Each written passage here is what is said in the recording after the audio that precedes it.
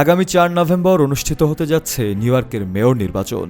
এই নির্বাচনে ডেমোক্রেটিক পার্টির প্রার্থী বাছাইয়ের প্রাইমারিতে ৪৪ বছরের নিচে প্রায় ৬৭% ইহুদি ভোটার তাদের সমর্থন জানিয়েছেন জহরান মামদানির পক্ষে। জরিপে দেখা গেছে সামগ্রিকভাবে তিনি মোট ৪৩% ইহুদি ভোট পেয়েছেন, যা এই নির্বাচনে তার জন্য বড় শক্তি হিসেবে কাজ করছে। শুধু তাই নয়, শহরটিতে বসবাসকারী বাংলাদেশি অভিবাসীদের বড় অংশের সমর্থনই রয়েছে এই তরুণ প্রার্থীর প্রতি। I'll make every bus fast and free. So imagine my surprise when Andrew Cuomo.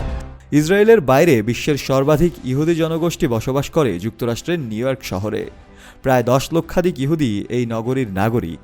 জাতিগত, ধর্মীয়, সাংস্কৃতিক ও রাজনৈতিক বৈচিত্র্যে সমৃদ্ধ এই সম্প্রদায়কে কোনো রাজনৈতিক প্রার্থী উপেক্ষা করার সাহস পান না।